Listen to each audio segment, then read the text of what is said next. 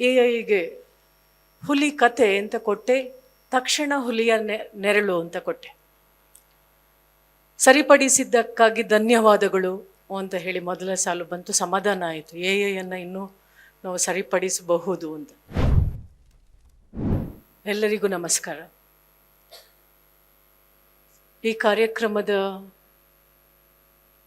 ಪ್ರವೇಶದ ಮಾತುಗಳಲ್ಲಿ madam AI ಯುಗದ ಸಂಕಟವನ್ನು ಹೇಳಿದರು.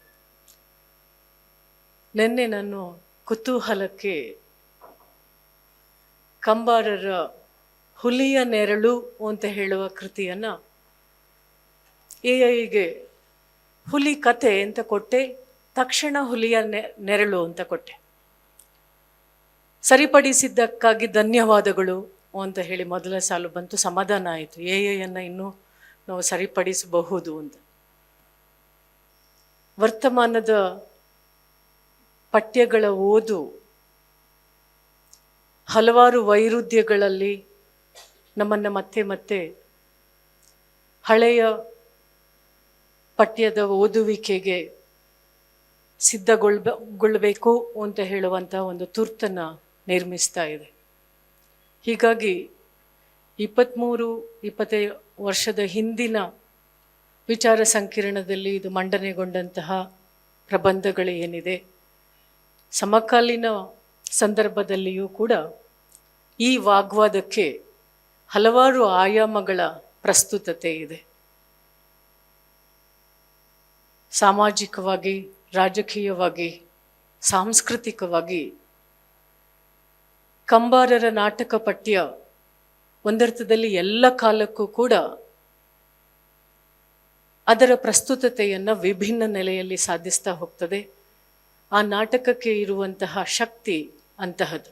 ಯಾವುದೇ ವಿಮರ್ಶಕರು ಅದಕ್ಕೆ ಮುಖಾಮುಖಿಯಾದರೂ ಕೂಡ ಬಹು ಆಯಾಮಗಳಲ್ಲಿ, ಅದನ್ನು ನೇರವಾಗಿ ಹೇಳೋದಿದ್ರೆ ಅಲಗೋರಿ ಅಂತ ನಾವೇನು ಕರಿತೇವೆ, ರೂಪಕ ಕಥನದ ಮೂಲಕವೇ ಕಟ್ತಾ ಹೋದಂತಹ ಒಂದು ದೊಡ್ಡ ಸಾಮ್ರಾಜ್ಯ ಅವರ ನಾಟಕ ಸಾಮ್ರಾಜ್ಯ. ಜೋಕುಮಾರ ಸ್ವಾಮಿಯಿಂದ ತೊಡಗಿ ಅವರ ಯಾವುದೇ ನಾಟಕಗಳನ್ನು ನಾವು ಬಹು ಆಯಾಮಗಳಲ್ಲಿ ಗಮನಿಸುವುದಕ್ಕೆ ಸಾಧ್ಯ ಇದೆ. ನಿರ್ದಿಷ್ಟವಾಗಿ ವಿಕ್ರಮ್ ವಿಸಾಜಿಯವರು ಕಂಬಾರರ ನಾಟಕಗಳನ್ನು ಆ ವಿಚಾರ ಸಂಕಿರಣಗಳಲ್ಲಿ ಮಂಡನೆಗೊಂಡಂತಹ ಅಧ್ಯಕ್ಷೀಯ ಮಾತುಗಳ ಜೊತೆಗೆ 3 ಜನ ಅಧ್ಯಕ್ಷರು ಅದನ್ನು ಬೇರೆ ಬೇರೆ ನೆಲೆಯಲ್ಲಿ ನಿರ್ವಚನ ಮಾಡಿದ್ದನ್ನು, ಅದರ ಔಚಿತ್ಯತೆಯನ್ನು, ಅದರ ಪ್ರಸ್ತುತತೆಯನ್ನು ವಿಭಿನ್ನ ದಿಕ್ಕಿಗೆ ತಗೊಂಡು ಹೋಗುವಂತಹ ಒಂದು ಕ್ರಮದಲ್ಲಿ ಮಾತಾಡಿದ್ದಾರೆ. ಈ ವಿದ್ವಾಂಸರ ಮಂಡನೆಯನ್ನು ನಾವು ಗಮನಿಸುವುದಕ್ಕಿಂತ ಮುಂಚೆ ಕಂಬಾರರ ನಾಟಕಗಳು ಈ ಅವಲೋಕನವನ್ನು ಸಂಪಾದಿಸಿದಂತಹ ವಿಕ್ರಮ್ ವಿಸಾಜಿಯವರಿಗೆ ನಾನು ಅಭಿನಂದನೆಯನ್ನು ಸಲ್ಲಿಸ್ತೇನೆ. ಇದರ ಔಚಿತ್ಯತೆ ಎಲ್ಲ ಕಾಲಕ್ಕೂ ಕೂಡ ಇದೆ ಅಂತ ಅನ್ನಿಸ್ತದೆ. ಯಾವ ಸಂದರ್ಭದಲ್ಲಿ ಈ ವಿಚಾರ ಸಂಕಿರಣದ ಆಶಯಗಳು ಮಂಡನೆಗೊಳ್ತು ಅಂತ ಹೇಳುವಂಥದ್ದು ಇಲ್ಲಿ ಮುಖ್ಯ ಅಲ್ಲ. ಈಗ ನಮ್ಮ ಓದಿಗೆ ಅದು ಯಾವ ರೀತಿಯಲ್ಲಿ ದಕ್ತಾ ಇದೆ, ಆ ನಾಟಕಗಳು ಯಾಕೆ ಒಂದು ಸಾಂಸ್ಕೃತಿಕವಾದಂತಹ ಒಂದು ಚಾರಿತ್ರಿಕ ಮರುನಿರ್ವಚನದ ಅನಿವಾರ್ಯತೆಯನ್ನು ಹುಟ್ಟು ಹಾಕ್ತಾ ಇದೆ ಅಂತ ಹೇಳೋದು ನಮ್ಮ ಯುಗದ ಸಂಕಟಕ್ಕೆ ನಾವು ಕಂಡುಕೊಳ್ಳುವ ಉತ್ತರವೂ ಕೂಡ ಆಗಿರಬಹುದು. ಕಂಬಾರರ ನಾಟಕಗಳನ್ನು ಹಲವಾರು ಆಯಾಮಗಳಲ್ಲಿ ಈ ವಿಚಾರ ಸಂಕಿರಣ ಪ್ರವೇಶ ಮಾಡ್ತಾ ಹೋಗ್ತದೆ. ನಿರ್ದಿಷ್ಟವಾಗಿ ಈ ಜಾನಪದ ಪರಂಪರೆಯನ್ನು ಇಟ್ಟುಕೊಂಡ ಹಾಗೆ ಕಂಬಾರರು ರೂಪಿಸಿದಂತಹ ಒಂದು ಮೆಗಾ ನರೇಷನ್ ಏನಿತ್ತು, ಅದು ಹೇಳತ್ತೇನ ಕೇಳ ಕವನ ಸಂಕಲನದಿಂದ ಆರಂಭ ಆಗಿರೋದು. ಬಹುಶಃ ಈ ಕೃತಿ ಬಂದಾಗ ಅವರ ಮತ್ತೆ ಮತ್ತೆ ಶಿವಾಪುರ ಮತ್ತು ಎಲ್ಲಿದೆ ಶಿವಪುರದಂತಹ ಕೃತಿ ಬಂದಿಲ್ಲ. ಅದಕ್ಕಿಂತ ಪೂರ್ವದಲ್ಲಿ ಹೇಳುತ್ತೇನ ಕೇಳ ಮಾತ್ರ ಬಂದಿತ್ತು. ಆ ಸಂದರ್ಭದಲ್ಲಿ ಈ ಕೃತಿ ವಿಚಾರಗಳನ್ನು ನಾವು ಗಮನಿಸ್ತೇವೆ. ಅಂದರೆ ಶಿವಪುರ ಅಂತ ಹೇಳುವಂತಹ ಒಂದು ಕಾಲ್ಪನಿಕ ಜಗತ್ತು ನಮ್ಮ ವರ್ತಮಾನದಲ್ಲಿ ಸಾಕಾರಗೊಳ್ಳೋದಿದೆ ಅಲ್ಲ. ಕಲ್ಪನೆಯನ್ನು ಮೀರಿದ ಆ ಅಲಗೋರಿ ಅಂತ ನಾನು ಅದನ್ನೇ ಹೇಳಿದೆ.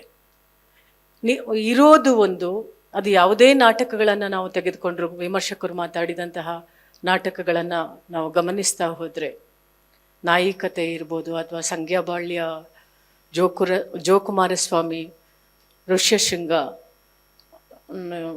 ಅವರ, ಅಥವಾ ಸಿರಿಸಂಪಿಗೆ, ಹಲವಾರು ಮಹಾಮಾಯಿ, ಹಲವಾರು ನಾಟಕಗಳಲ್ಲಿಯೂ ಕೂಡ ನಾವು ಕಾಣುವಂಥದ್ದು ಜಯಿಸಿದ ನಾಯಕನ ಹೊರಗೆ ಅಂತ ನಾನು ಒಂದು ನನ್ನ ಮಾತಿಗೆ ಅದನ್ನು ಒಂದು ಚೌಕಟ್ಟಾಗಿ ನಿರ್ಮಿಸಿದರೆ, ಅಲ್ಲಿಯ ಹೊರಗಿನ ಕೃತಿಗಳು ಒಂದರ್ಥದಲ್ಲಿ ಶಿವಪುರದ ಇಡೀ ಸಾಂಸ್ಕೃತಿಕ ಲೋಕದ ಜೊತೆಗೆ ಅಲ್ಲಿಯ ರಾಜಕೀಯ ಅಧಪತನ, ವ್ಯಕ್ತಿತ್ವದ ವಿಘಟನೆ, ವಾಸ್ತವ ಮತ್ತು ಕನಸನ್ನು ಹೇಗೆ ಇಡೀ ಮನುಕುಲ ಭಗ್ನಗೊಳಿಸ್ತದೆ ಅಂತ ಹೇಳೋದನ್ನು ನಿರೂಪಿಸ್ತಾ ಹೋಗ್ತದೆ. ಈ ಸಾಂಸ್ಕೃತಿಕ ಚಲನೆ ಏನಿದೆ ಇದು ಮುಖ್ಯವಾಗಿ ಕಾಣಿಸಿಕೊಳ್ಳೋದು ಜಾನಪದ ಮೂಲದಲ್ಲಿ. ಆ ಶಿವಪುರದಲ್ಲಿ ಬರುವಂತಹ ಎಲ್ಲ ಪಾತ್ರಗಳು ಕೂಡ, ಅದು ನಾಯಿಕತೆ ಇರ್ಬೋದು ಅಥವಾ ಹುಲಿಯ ನೆರಳು ಇರ್ಬೋದು ಅಥವಾ ಮಹಾಮಾಯಿ ಅಂತ ನಾಟಕಗಳಲ್ಲಿ ಇರ್ಬೋದು, ಸಿರಿಸಂಪಿಗೆಯ ನಾಟಕ ಇರ್ಬೋದು, ಯಾವುದೇ ನಾಟಕವನ್ನು ತೆಗೆದುಕೊಂಡರೂ ಕೂಡ ಅದರ ಮೂಲದ ಕತೆ ಬಹಳ ಸರಳವಾಗಿ ಒಂದು ಜನಪದ ಪರಂಪರೆಯ ಹಿನ್ನೆಲೆಯಲ್ಲಿ ಜನಪದ ಕತೆಗಳನ್ನು ಆಧರಿಸಿ ಬಂದದ್ದೇನೋ ಅಂತ ಅನ್ನಿಸುವ ಹಾಗೆ ಅದರ ಕಥೆಯ ಓಟವನ್ನು ನಾವು ನೋಡ್ತಾ ಹೋಗ್ತೇವೆ. ಅಂದರೆ ಪಠ್ಯದ ಪಾತ್ರಗಳು ಅಥವಾ ಭಾಗವತಿಕೆಯ ನೆಲೆಯಲ್ಲಿ ಅಥವಾ ಲಾವಣಿಗಳ ನೆಲೆಯಲ್ಲಿ ಅಥವಾ ದೊಡ್ಡಾಟದ ಪರಂಪರೆಯ ನೆಲೆಯಲ್ಲಿ ನಿರೂಪಿಸುವಂತಹ ಈ ಪಠ್ಯದ ನಿರೂಪಣೆಯನ್ನು ನೋಡಿದರೆ ಚೌಕಟ್ಟು ಬಹಳ ಒಂದು ಪ್ರದರ್ಶನ ಮೂಲದಲ್ಲಿ ಅತ್ಯಂತ ಸಕ್ರಿಯವಾಗಿ ಪ್ರೇಕ್ಷಕರನ್ನು ಒಳಗೊಳ್ಳುವ ಹಾಗೆ ಓದುವವರಿಗೆ ಅನ್ನಿಸ್ತದೆ. ಅದನ್ನು ಎಲ್ಲ ವಿದ್ವಾಂಸರು ಕೂಡ ಗುರುತಿಸ್ತಾರೆ.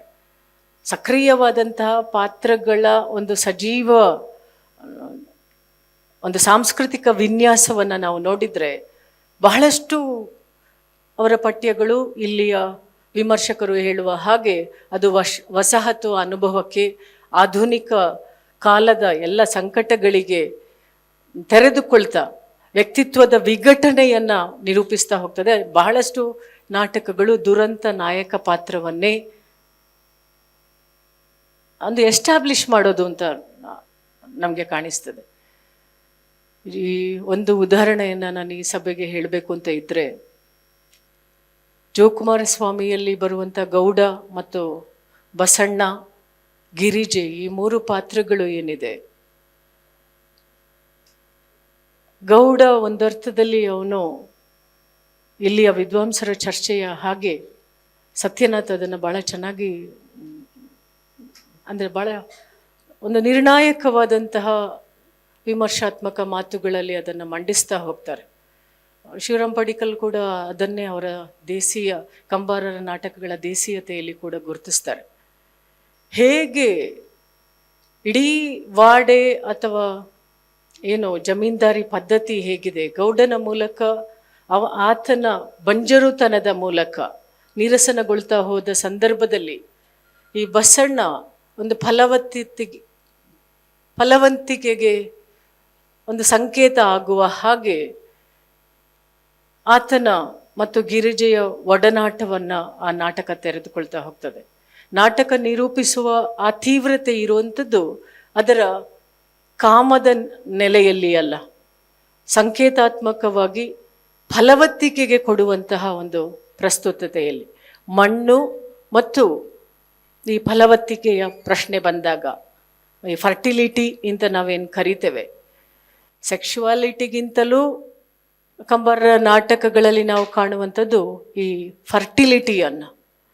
ನಮಗೆ ಎಲ್ಲೋ ಒಂದು ಕಡೆ ಅದು ಸಂಗ್ಯಾಬಾಳ್ಯದಂತಹ ಟೆಕ್ಸ್ಟಲ್ಲಿ ಇರ್ಬೋದು ಅಥವಾ ಸಿರಿಸಂಪಿಕೆಯಲ್ಲಿ ಇರ್ಬೋದು, ಗಂಡು ಹೆಣ್ಣಿನ ಸಂಬಂಧವನ್ನು ಹಾಗೆ ಬಿರುಬೀಸಾಗಿ ನೇರವಾಗಿ ಹೇಳುವಂತಹ ಒಂದು ಕಾಮಮೂಲದ ಒಂದು ಗೇಯ ರೂಪಕವಾಗಿ ನಮಗೆ ಅದು ಕಾಣ್ತದೆ.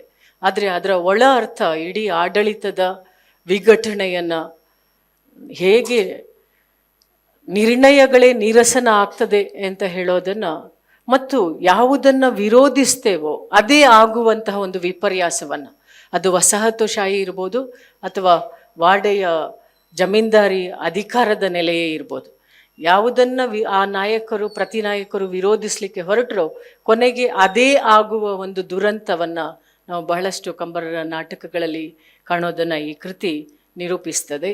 ಮತ್ತು ಇಲ್ಲಿಯ ವಿದ್ವಾಂಸರು ಫೋಕಸ್ ಆಗಿ ಮಾತಾಡುವಂಥದ್ದು ಆಧುನಿಕತೆ ಮತ್ತು ಜಾನಪದ ನೆಲೆಯ ಒಂದು ಸಂಪ್ರದಾಯದ ಮುಖಾಮುಖಿಯಲ್ಲಿ, ಅಥವಾ ಆಧುನಿಕತೆಯನ್ನು ಜಾನಪದ ಹಿನ್ನೆಲೆಯಲ್ಲಿ ಅಥವಾ ದೇಶೀಯ ಮೂಲದಲ್ಲಿ ನೋಡಿದರೆ ಈ ಆಧುನಿಕತೆ ಅಂತ ಹೇಳುವಂಥದ್ದು ಹೇಗೆ ವ್ಯಕ್ತಿಯ ಎಲ್ಲ ಕನಸುಗಳನ್ನು ಅಥವಾ ಎಲ್ಲ ಸಾಧ್ಯತೆಗಳನ್ನು, ಅವಕಾಶದ ಮೂಲವನ್ನು ಅದು ಭಗ್ನಗೊಳಿಸ್ತದೆ ಅಂತ ಹೇಳೋದನ್ನು ಅವರು ಬಗ್ಗಿತಾ ಹೋಗ್ತಾರೆ.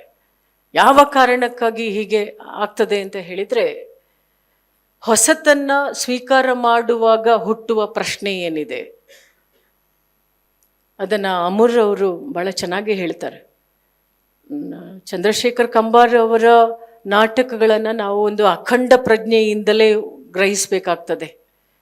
ಅದು ದೇಶೀಯ ನೆಲೆಯಲ್ಲಿ ಇರ್ಬೋದು ಅಥವಾ ಆಧುನಿಕತೆಯ ಮುಖಾಮುಖಿಯಲ್ಲಿ ಇರ್ಬೋದು ಅಥವಾ ಕಾಮಮೂಲದ ಆದಿಮ ರೂಪಕಗಳನ್ನು ಕಂಬಾರರು ಕೊಡ್ತಾರಲ್ಲ, ಅವರ ಬಹಳಷ್ಟು ಕೃತಿಗಳಲ್ಲಿ ಹೆಣ್ಣಿನ ನೆಲೆ ಅಂತ ಹೇಳೋದನ್ನು, ಇಲ್ಲಿಯ ವಿಮರ್ಶಕರು ಕೂಡ ಅದನ್ನು ಫೋಕಸ್ಡ್ ಆಗಿ ಚರ್ಚೆ ಮಾಡಿದ್ದನ್ನು ನಾವು ನೋಡೋದಕ್ಕೆ ಸಾಧ್ಯ ಇಲ್ಲ.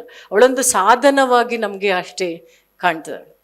ಅಂದರೆ ವ್ಯಕ್ತಿಗಳ ಅವಕಾಶಗಳ ನಾಶ ಆಗುವಂಥದ್ದು ಅಥವಾ ವರ್ತಮಾನದ ಅಧಿಕಾರಕ್ಕೆ ಬಂಡೇಳುವಂತಹದ್ದು, ಅದರ ಜೊತೆಗೆ ಯಾರು ಜಯಿಸಿದ ನಾಯಕನ ಹಾಗೆ ಅಥವಾ ಶಿವಲಿಂಗನ ಹಾಗೆ ಅಥವಾ ಬಸಣ್ಣನ ಹಾಗೆ ಯಾರು ಬಂಡೇಳ್ತಾರೋ ಅವರ ದುರಂತವನ್ನು ನಾವು ಕಾಣ್ತಾ ಹೋಗ್ತೇವೆ. ನಾಯಿಕತೆ, ಹುಲಿಯ ನೆರಳು, ಬೆಪ್ತಕಡಿ, ಬೋಳೇಶಂಕರ, ಶಾಂಬ ಸದಾಶಿವ ಪ್ರಹಸನ, ಇದರಲ್ಲೆಲ್ಲ ನಾವು ಕಾಣುವಂಥದ್ದು ಇಂತಹ ತೀವ್ರ ಒಂದು ತೊಳಲಾಟದ ಪಾತ್ರಚಿತ್ರಣವನ್ನು.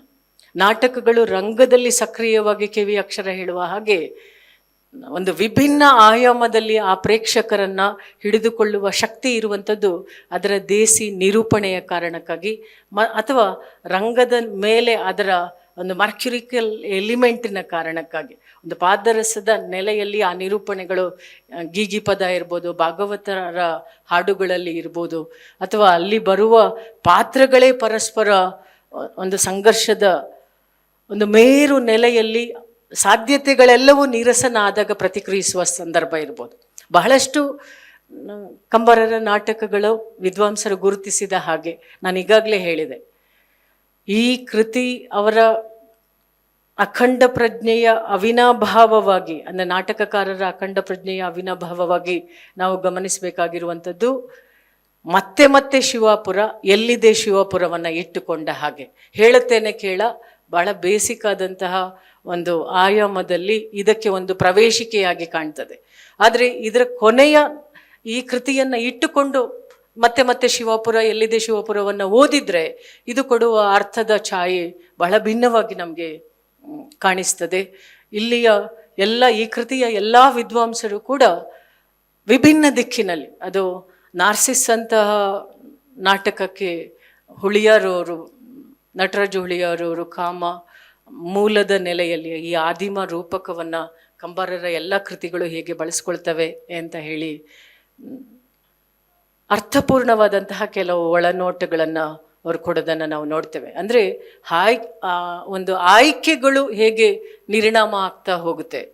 ಆಧುನಿಕ ಜಗತ್ತಿನ ಬಹಳ ದೊಡ್ಡ ಸಂಕಟ ಏನು ಅಂತ ಹೇಳಿದರೆ, ನಿರ್ಣಯವನ್ನು ಮಾಡಿಕೊಳ್ಳಲಿಕ್ಕೆ ಆಗುವ ಸಾಧ್ಯತೆ ಇರುವ ಆಯ್ಕೆಗಳ ನಿರ್ಣಾಮ ಮತ್ತು ಐಡಿಯಾಲಜಿ ಏನಿದೆ, ಈ ವಿಚಾರಧಾರೆಗಳು ಇಲ್ಲಿಯ ತಳಮೂಲದ ಹೆಂಗಸರ ಆದಿಯಾಗಿ ಅದು ಯಾವುದೇ ಒಂದು ಮುಖವಾಣಿಯಾಗಿ ನಮಗೆ ಕಾಣೋದಿಲ್ಲ. ಅವರೆಲ್ಲರೂ ಕೂಡ ಒಂದರ್ಥದಲ್ಲಿ ಇದ್ದಾರೆ ಅಂತ ಮಾತ್ರ ನಮಗೆ ಅನ್ನಿಸ್ತದೆ. ಮತ್ತು ಏನೂ ಆಗದವರಾಗಿ ಅವರು ಕಾಣಿಸ್ತಾರೆ. ಏನು ಆಗಬೇಕೋ ಅವರು ಯಾವುದು ಆಗಬಾರ್ದು ಅದೇ ಆಗಿರ್ತಾರೆ. ಆ ದುರಂತವನ್ನು ನಾವು ಕೊಲೆಯ ಮೂಲಕ ಅಥವಾ ಆ ವ್ಯಕ್ತಿತ್ವವನ್ನು ಸಂಪೂರ್ಣವಾಗಿ ತೊಡೆದು ಹಾಕುವ ಮೂಲಕ ಅಂತೂ ಈ ಫಲವಂತಿಕೆ ಅಂತ ನಾನು ಮೊದಲೇ ಹೇಳಿದೆ. ಅಲ್ಲಿ ವಿಮರ್ಶಕರು ಎಲ್ಲರೂ ಕೂಡ ಅದನ್ನು ಕಲ್ಗುಡಿಯವರ ಆದಿಯಾಗಿ ಸಾಂಸ್ಕೃತಿಕ ಚಲನೆಯಲ್ಲಿಯೂ ಕೂಡ ಅವರು ಅದನ್ನು ಗುರುತಿಸ್ತಾ ಹೋಗ್ತಾರೆ. ಇಲ್ಲಿ ಮುಖ್ಯ ಆಗುವಂಥದ್ದು ಕಾಮ ಅಥವಾ ಲೈಂಗಿಕತೆಯ ಒಂದು ನೆಲೆಯಲ್ಲ, ಫಲವತ್ತಿಕೆಯ ನೆಲೆಯಲ್ಲಿ ಅದರ ಉತ್ತರಾಧಿಕಾರದ ಅಥವಾ ನಂತರದ ವಾರಸುದಾರಿಕೆಯ ಪ್ರಶ್ನೆ ಬಂದಾಗ ಪ್ರತಿನಾಯಕ ಕೊಲೆ ಆದರೂ ಅಥವಾ ಅಲ್ಲಿಂದ ಅವನು ಸಂಪೂರ್ಣವಾಗಿ ನಿರಸನಗೊಂಡರೂ ಕೂಡ ಅವನ ಐಡೆಂಟಿಟಿ ಏನಿದೆ, ಅಸ್ತಿತ್ವ ಏನಿದೆ, ಅದನ್ನು ಮುಂದುವರಿಸುವಂತಹ ಗಂಗೆಯಂತಹ, ಗಿರಿಜೆಯಂತಹ, ಸಂಪಿಗೆಯಂತಹ ಪಾತ್ರಗಳನ್ನು ನಾವು ಕಂಬಾರರ ನಾಟಕದಲ್ಲಿ ನೋಡ್ತೇವೆ. ಅದನ್ನು ಎಲ್ಲರೂ ಕೂಡ ಆಯಾಯ ಸಂದರ್ಭದಲ್ಲಿ ಗುರುತಿಸ್ತಾ ಹೋಗ್ತಾರೆ. ಇಲ್ಲಿ ಪುರುಷೋತ್ತಮ್ ಬಿಳಿಮಲೆಯವರ ಒಂದು ಲೇಖನವನ್ನು ಇಟ್ಟುಕೊಂಡ ಹಾಗೆ ನನ್ನ ಕೆಲವು ಮಾತುಗಳನ್ನು ನಾನು ಮುಂದುವರಿಸಬೇಕು ಅಂತ ಇದ್ದೇನೆ. ಅಂದರೆ ವಸಾಹತುಶಾಹಿಯ ಅನುಭವಕ್ಕೆ ಕಂಬಾರರ ನಾಟಕಗಳು ತೆರೆಕೊಳ್ಳುವಂತಹ ರೀತಿ ಇದೆ ಅಲ್ಲ. ಆರಂಭದಲ್ಲಿ ಅದನ್ನು ಒಂದು ಸಂಭ್ರಮದ, ಅನುಮಾನದ ಮತ್ತು ಅದಕ್ಕೆ ಪ್ರತಿರೋಧದ, ಪ್ರತಿಭಟನೆಯ ಆಯಾಮದಲ್ಲಿ ವಸಾಹತುಶಾಹಿಯ ಸ್ವೀಕಾರ ಏನಿದೆ. ಕೆಲವುದರಲ್ಲಿ ನೇರವಾಗಿಯೇ ನಾವು ಅದನ್ನು ಕಾಡು ಕುದುರೆಯಂತಹ ನಾಟಕಗಳಲ್ಲಿ ನೇರವಾಗಿ ಅದನ್ನು ಗುರುತಿಸ್ತಾ ಹೋಗ್ತೇವೆ, ಅಥವಾ ಜಯಿಸಿದ ನಾಯಕದ ಈ ವಾಡೆಯ ಚಿತ್ರಣದಲ್ಲಿ ಮತ್ತು ವಿಮರ್ಶಕರು ಕೂಡ ಅದನ್ನು ಹೈಲೈಟ್ ಮಾಡೋದನ್ನು ಗುರುತಿಸ್ತೇವೆ. ಒಂದು ಕೃತಿಯ ಬಗ್ಗೆ ಮಾತಾಡೋದು ಸುಲಭ, ಒಂದು ಪಠ್ಯದ ಮೇಲೆ ಮಾತಾಡೋದು ಸುಲಭ, ಅಥವಾ ನಾಟಕಗಳ ಪಠ್ಯವನ್ನೇ ಇಟ್ಟು ಮಾತಾಡೋದು ಬಹಳ ಸುಲಭ. ಆದರೆ ಅದರ ವಿಮರ್ಶೆಯ ಮೇಲೆ ಮಾತಾಡೋದು ಇದೆಯಲ್ಲ, ಅದು ಸ್ವಲ್ಪ ಸಂಕಟದ ಕೆಲಸ ಅಂತಲೇ ನಾನು ಅಂದ್ಕೊಳ್ಳೋದು. ಕಂಬಾರರ ಜೊತೆಗೆ ನನಗೆ ಕಂಬಾರರ ನಾಟಕಗಳ ಜೊತೆಗೆ, ಅವರ ಕಾದಂಬರಿಗಳ ಜೊತೆಗೆ ನನ್ನ ಓದಿನ ಹಿನ್ನೆಲೆ ಏನೇ ಸ್ತ್ರೀವಾದಿ ಹಿನ್ನೆಲೆ ಇದ್ದರೂ ಕೂಡ, ಆದರೆ ಒಂದು ತಕರಾರಿಲ್ಲದ ಒಂದು ಒಂದು ಸಹಜೀವನ ಇತ್ತು. ಆದರೆ ಯಾವಾಗ ಈ ಪಠ್ಯಗಳನ್ನು ನಾನು ಓದಿದೆ, ನನಗೆ ಕಂಡದ್ದು ಹಾಗೆ ಕಂಬಾರರ ನಾಟಕಗಳ ಮೇಲ್ಪದದ ಅರ್ಥ ಏನಿದೆ ಅದು ಆ ನಾಟಕದ ನಿಜವಾದ ಅರ್ಥ ಅಲ್ಲ. ಆ ಅರ್ಥದ ಹಲವಾರು ಆಯಾಮವನ್ನು ಬಗೆಯುವಂತಹ ಪ್ರಯತ್ನವನ್ನು ಈ ಅವಲೋಕನದ ಎಲ್ಲ ವಿದ್ವಾಂಸರು ಕೂಡ ಈ ವಿಚಾರ ಸಂಕಿರಣದಲ್ಲಿ ನಾವು ಮಾಡಿರೋದನ್ನು, ಇದು ಪ್ರಕಟ ಆಗಿರೋದನ್ನು ಗಮನಿಸ್ತೇವೆ. ಕನ್ನಡಕ್ಕೆ ತಡವಾಗಿ ಬಂದರೂ ಕೂಡ ಸಕಾಲದಲ್ಲಿ ಬಂದಿದೆ ಅಂತಲೇ ನನಗೆ ಅನ್ನಿಸ್ತದೆ. ಯಾವ ಕಾಲಕ್ಕೆಯೂ ಕೂಡ ಲೇಖಕ ಸದಾ ಜೀವಂತವಾಗಿ ಇರೋದಕ್ಕೆ ಇಂತಹ ಒಂದು ಸಂಕಿರಣದ ಸಾಧ್ಯತೆಗಳೇ ಸಾಕ್ಷಿ ಅಂತ ನಾನು ಅಂದ್ಕೊಳ್ತೇನೆ. ಈಗಿನ ವಿದ್ಯಾರ್ಥಿಗಳು ಹೇಗೆ ಇದನ್ನು ಓದಬಹುದು, ಯಾಕೆಂತ ಹೇಳಿದರೆ ಜಾನಪದ ಅಂತ ಹೇಳೋದನ್ನು ಅವರು ಗ್ರಹಿಸುವ ಬಗೆ ಹೇಗೆ ಅಂತ ಹೇಳಿ ನನಗೆ ಕುತೂಹಲ ಇದೆ. ಚಂದ್ರಶೇಖರ ಕಂಬಾರರ ಬಹಳಷ್ಟು ಪಠ್ಯಗಳು ದೃಶ್ಯಗಳಾಗಿ ಥಿಯೇಟ್ರ್ ಎಲಿಮೆಂಟಲ್ಲಿ ನಮಗೆ ತುಂಬ ಸಕ್ಸಸ್ಫುಲ್ಲಾಗಿ ಕಾಣಿಸ್ತದೆ. ಆದರೆ ಪಠ್ಯದ ನೆಲೆಯಲ್ಲಿ ಇದನ್ನು ನನ್ನ ನಂತರದ ತಲೆಮಾರು ಹೇಗೆ ತೆಗೆದುಕೊಳ್ತದೆ ಅಂತ ಹೇಳೋದು ನನಗೆ ಬಹಳ ಕುತೂಹಲ ಇದೆ. ಅದನ್ನು ಹೇಗೆ ಅವರು ಗಮನಿಸ್ತಾರೆ ಅಂತ. ರಂಗದಲ್ಲಿ ಇದು ಯಾವತ್ತೂ ಕೂಡ ಪ್ರಯೋಗದ ನೆಲೆಯಲ್ಲಿ ಯಾವ ಕಾಲಕ್ಕೂ ಕೂಡ ಇದು ಸಲ್ಲುವ ಕೃತಿ. ಅವರ ಎಲ್ಲ ಕೃತಿಗಳು ವಿಮರ್ಶಕರು ಕೂಡ ಅದನ್ನು ಶಿವಪ್ರಕಾಶ್ ಆದಿಯಾಗಿ ಅದನ್ನು ಹೇಳಿದ್ದಾರೆ ಕೂಡ. ಆದರೆ ಪಠ್ಯವಾಗಿ ನಾವು ಅದನ್ನು ರೀಇಂಟರ್ಪ್ರೆಟ್ ಮಾಡಬೇಕಾದ್ರೆ, ಮರು ಅವಲೋಕಿಸಬೇಕಾದ್ರೆ ಇದು ತಲುಪುವ ಕ್ರಮ ಏನು? ನಮ್ಮ ಈ ನವವಸಾಹತುಶಾಹಿಯ ಸಂದರ್ಭದಲ್ಲಿ ನಿರ್ವಸತೀಕರಣದ ಬಗ್ಗೆಯೇ ಮಾತಾಡುವಂತಹ ಈ ಪಠ್ಯವನ್ನು ನಮಗೆ ಇಟ್ಕೊಳ್ಳಿಕ್ಕೆ ಸಾಧ್ಯ ಆಗ್ತದ? ಈ ಸಾಮ್ರಾಜ್ಯಶಾಹಿಯ ಮೇರು ಭೂತನರ್ತನದಲ್ಲಿ ಈ ಪಠ್ಯದಿಂದ ನಮಗೆ ಏನಾದರೂ ಉತ್ತರ ಸಿಗೋದಕ್ಕೆ ಸಾಧ್ಯ ಇದೆಯಾ ಅಂತ ಗಮನಿಸಿದಾಗ ತುಂಬ ಸೂಕ್ಷ್ಮ ಮನಸ್ಸಿಗೆ ಎಲ್ಲೋ ಒಂದು ಕಡೆ ಇದು ಸಾಧ್ಯತೆಯ ಅಥವಾ ಸೋತಾಗ ಇಲ್ಲ ಇದು ಸಂಪೂರ್ಣವಾದಂತಹ ಸೋಲೆ ಅಂತ ಒಪ್ಪಿಕೊಳ್ಳಿಕ್ಕೆ ಒಂದು ತೀರ್ಮಾನದ ಮಾತುಗಳ ಹಾಗೆಯೂ ಈ ವಿಮರ್ಶನದ ಮಾತುಗಳು ಕೇಳಿಸ್ತದೆ. ವಿಘಟನೆ ಅಂತ ಹೇಳುವಂಥದ್ದು ಚಾರಿತ್ರಿಕ ಆಗಿರುವಂಥದ್ದು.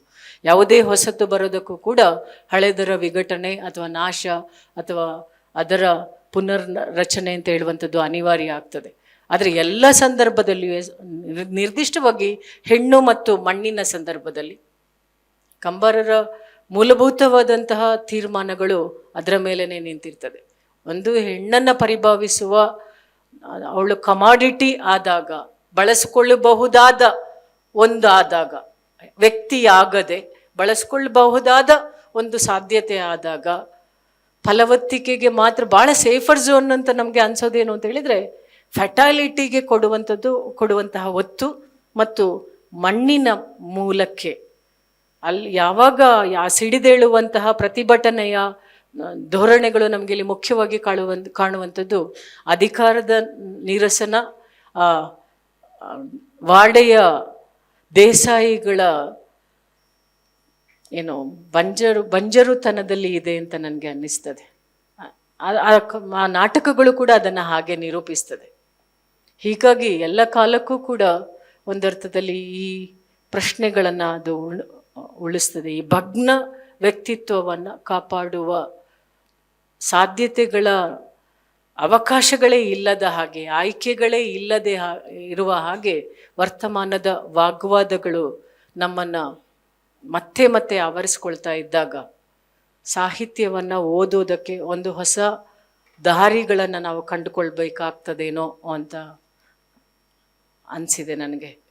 ಇಂತಹ ಒಂದು ಸಂದರ್ಭದಲ್ಲಿ ಎಲ್ಲರನ್ನ ಕೂರಿಸಿ ಒಂದಷ್ಟು ವಿಚಾರ ಮಾಡೋದಕ್ಕೆ ಅವಕಾಶವನ್ನು ಕಲ್ಪಿಸಿದಂತಹ ಕ್ರೈಸ್ಟ್ ಯೂನಿವರ್ಸಿಟಿಯ ಈ ಕನ್ನಡ ಸಂಘದ ಎಲ್ಲ ಪದಾಧಿಕಾರಿಗಳಿಗೆ, ಮುಖ್ಯವಾಗಿ 90ರ ವಯಸ್ಸಿನಲ್ಲಿಯೂ ನಮ್ಮ ಜೊತೆಗೆ ಇರಬೇಕು ಅಂತ ಹೇಳಿ ಅವರ ಇಚ್ಛಾಶಕ್ತಿಯಿಂದ ಕೂತಂತಹ ಮೇರು ವ್ಯಕ್ತಿತ್ವ, ಅವರ ಜೊತೆಗೆ ಇರೋದೇ ಒಂದು ದೊಡ್ಡ ಭಾಗ್ಯ.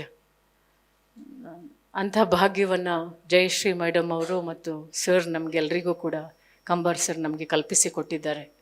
ಇದಕ್ಕೆ ಕಾರಣ ಆದಂತಹ ರಿಜಿಸ್ಟ್ರಾರ್ ಅನಿಲ್ ಪಿಂಟೋ ಅವರಿಗೆ, ಈ ಕೃತಿಯನ್ನು ರಚಿಸಿದಂತಹ ಸಂಕಲಿಸಿದಂತಹ ವಿಕ್ರಮ್ ವಿಸಾಜಿ ಅವರಿಗೆ, ಇದರ ಹಿಂದೆ ಕೆಲಸ ಮಾಡಿದ ಚಾಲನಾ ಶಕ್ತಿಯಾದಂತಹ ರತಿ ಮೇಡಮ್ ಅವ್ರಿಗೆ, HR ವಿಜಯಶಂಕರ್ ಸರ್ ಅವ್ರಿಗೆ, ಇನ್ನು ಮುಂದೆ ಇದು ಉಳಿಬಹುದು ಅಂತ ಹೇಳುವ ಮಟ್ಟಕ್ಕೆ ಬುಕ್ ಬ್ರಹ್ಮದ ಲೈವ್ ಮಾಡ್ತಾ ಇರುವಂತಹ ಎಲ್ಲ ಸಿಬ್ಬಂದಿ ವರ್ಗದವರಿಗೆ, ವಿದ್ಯಾರ್ಥಿಗಳಿಗೆ, ಅಧ್ಯಾಪಕರಿಗೆ ವಂದಿಸ್ತಾ ಮತ್ತೊಮ್ಮೆ ಕಂಬಾರರ ನಾಟಕಗಳು ಮತ್ತೆ ಮತ್ತೆ 2015ರ ನಂತರ ಅವ್ರ ನಾಟಕ ಬರೆದಿಲ್ಲ.